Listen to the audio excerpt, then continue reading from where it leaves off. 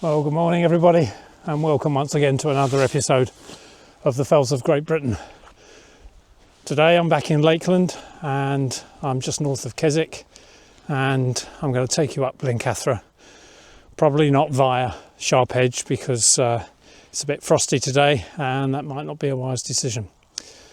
But I've parked the car in a village called Scales, and I'm doing the tourist route from Scales up to the what would it be, the eastern flank of up along Scales Fell, the eastern flank of Blencathra. I'll just show you the emerging view of the mountain now, and there we are in the far distance. We're going to be stopping off for a while at Scales Tarn, and so I'll speak more then. But panning round now, we've got a wonderful panorama of the valley in and around KESWICK, and I think over there we've got Great Mel Fell or Little Mel Fell. So here I am at Scales Tarn, which is what I call the end of stage 2 of the ascent, and I've got to decide now whether to go up around the southern facing side of the tarn, or whether I should go up Sharpe Edge. It depends on the frost. Let me just show you the choice I've got. Okay, so there's Sharpe Edge, which is not really to be attempted in frosty weather.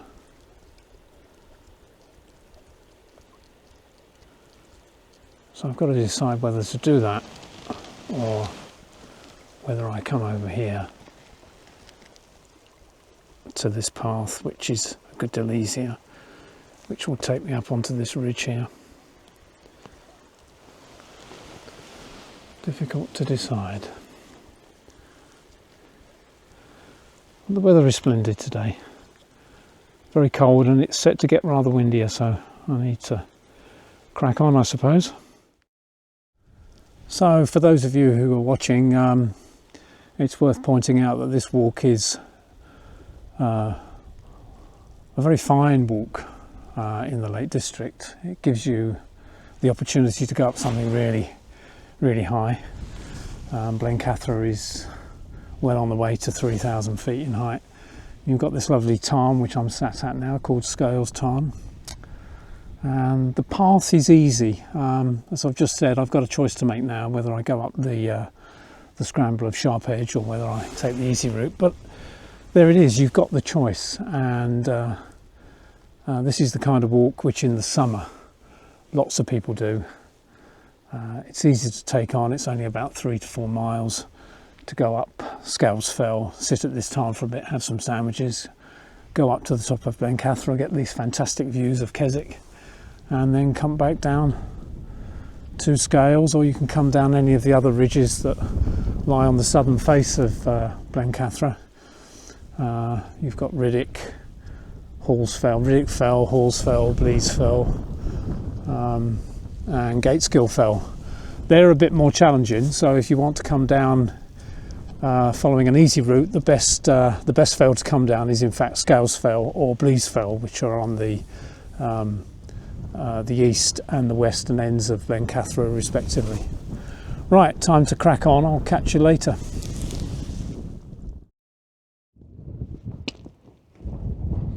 Glorious sunshine, wonderful shadows, bringing out the relief in the terrain. And in a moment we should get a nice vista down towards the A66. You can certainly hear it. Surprising how much noise cars travelling at speed make.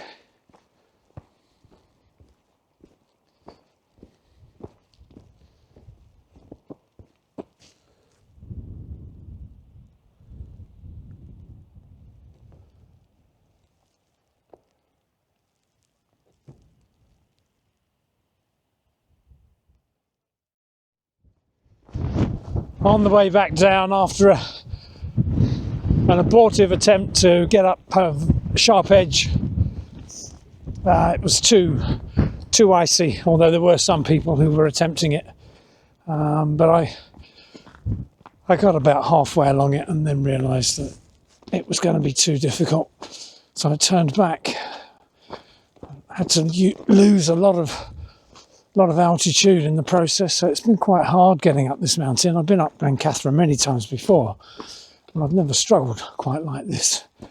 Although, having said that, the weather, although sunny, is freezing, absolutely freezing, and the wind chill in this, well, it's not quite a gale, but it's gusting to 25, 30 miles an hour, I suppose.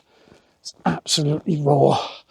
So I really haven't had much opportunity to get a lot of photography done, I'm afraid. But I might stop off here and just show you some of the views, and I'll dig out some photos, hopefully, of previous ascents that I can bung into the video, so you've got some sense of what it's all about. But anyway, as usual with my walks, I'll prepare a route which will be on your screens now.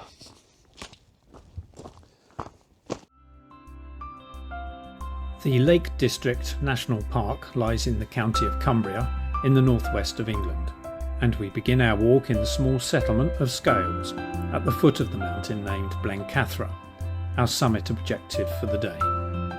From the lay-by on the unclassified road that runs parallel to the A66, we take a steep track heading northwest through Mouthwaite Coombe and then north to the saddle lying between Sutherfell and Scalesfell.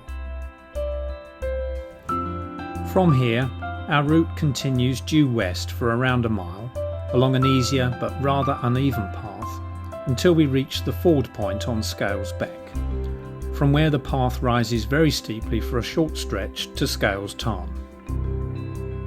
At the Tarn, we can take either the challenging Grade 1 scramble up Sharpe Edge to the north and then on to Blencathra Summit, or the safer but very steep path that runs to the south of the Tarn, which also leads to Blencathra Summit. The views from the summit are spectacular and far-reaching, taking in all of Lakeland's fells to the south and west, laid out as a spellbinding backdrop to the valleys of Threlkeld and St John's in the Vale, with the town of KESWICK in the far west shimmering in the autumn sunshine.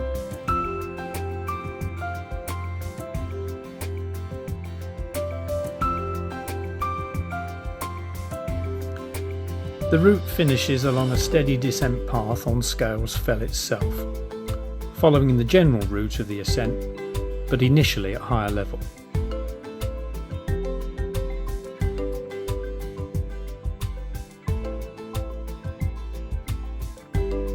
The route covers 5 miles and takes between 3.5 to 5 hours to complete.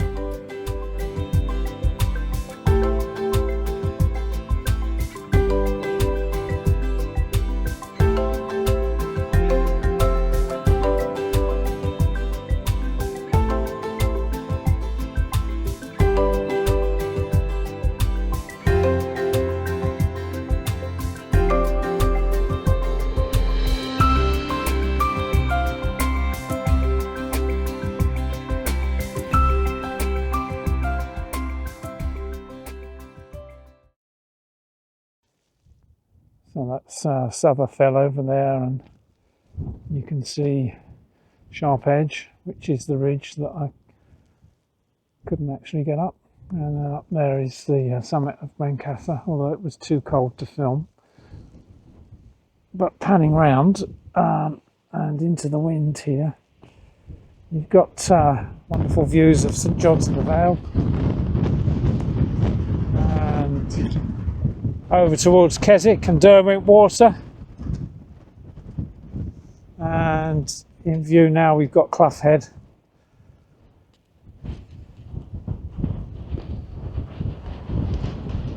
Spectacular, but a bit drafty.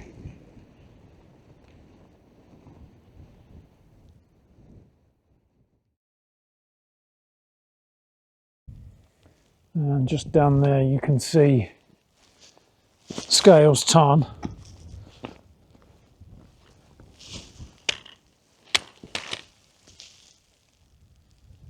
Not really a good enough view.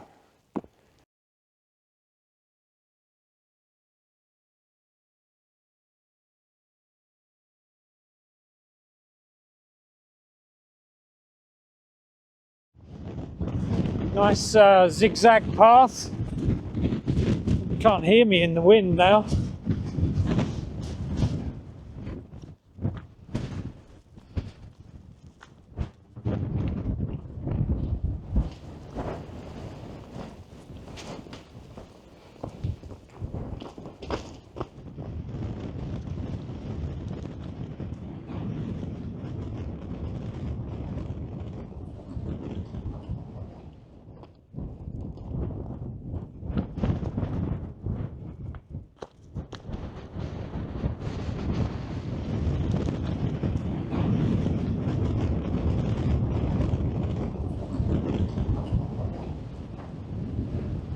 The wind is howling across my selfie stick and making it vibrate.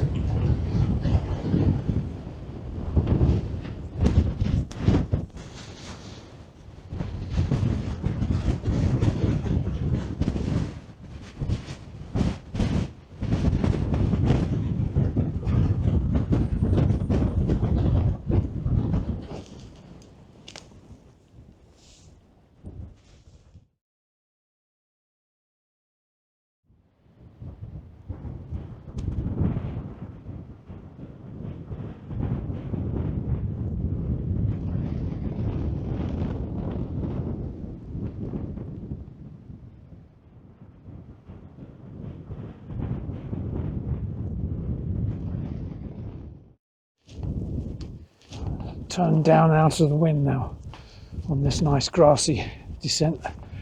It's quite easy underfoot. Makes a pleasant change and a bit of relief.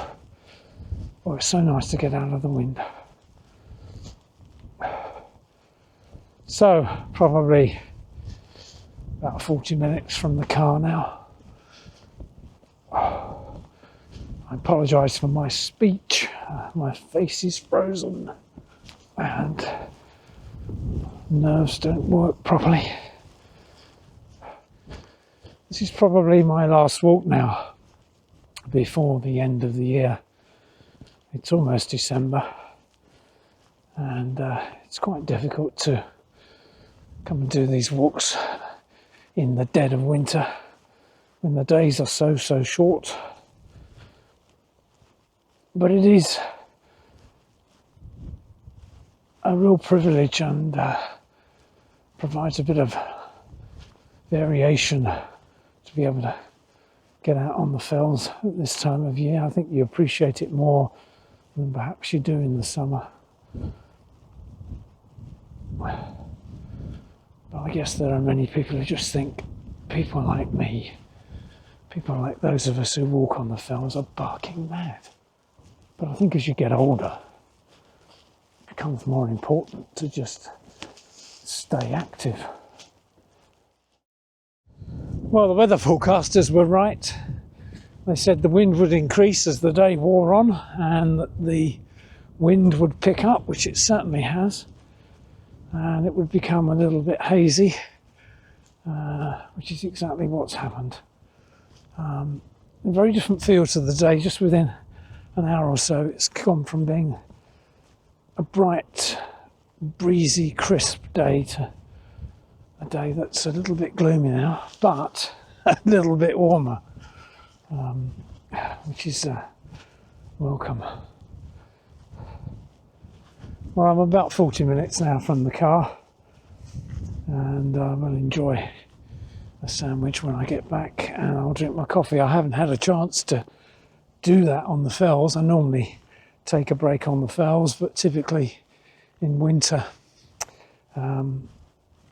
you don't want to loiter, you just want to get on with it, take a few pictures, enjoy the views, and then get back down to civilization and a bit of warmth.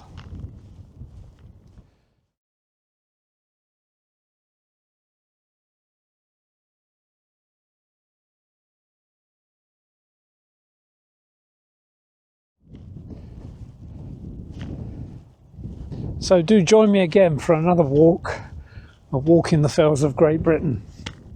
Goodbye.